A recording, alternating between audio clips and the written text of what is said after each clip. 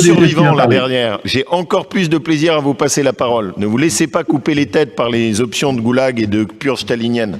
Allez-y, monsieur Perrault. Gabriel, on est taillé pour la lutte, monsieur le Président.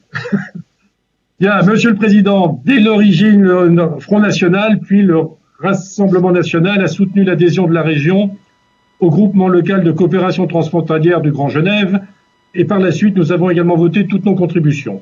Plusieurs raisons à cela. La première est le dynamisme économique issu d'une longue tradition entrepreneuriale sur ce territoire, tant du côté français que du côté suisse, dynamisme qui s'impose à nous et qu'il convient d'accompagner en lui fournissant des infrastructures à la hauteur. La seconde est la nécessité de maintenir la parité d'attractivité avec la Suisse à une époque où une frontière devient une ligne imaginaire.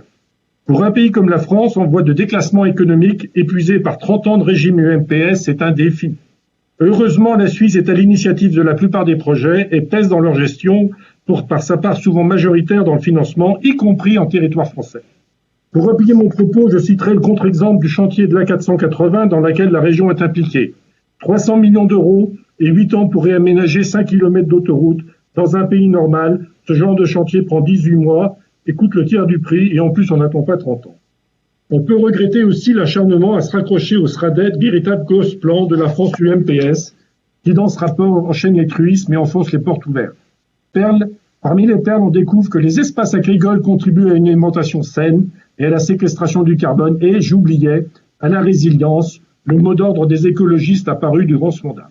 Monsieur le Président, s'agissant probablement de ma dernière intervention dans cette Assemblée, je voudrais terminer par une note personnelle. Au cours de ces 6 ans, nous avons été quelques-uns à essayer d'apporter la contribution de notre vision au fonctionnement de nos institutions, et je crois savoir que certains dans cette Assemblée n'y ont pas été insensibles. Nous aurions pu faire beaucoup mieux si vous n'aviez pas choisi, par manque de courage, de nous écarter systématiquement du débat. En maintenant en vie cette UMPS sclérosée dont je parlais plus haut. Merci beaucoup.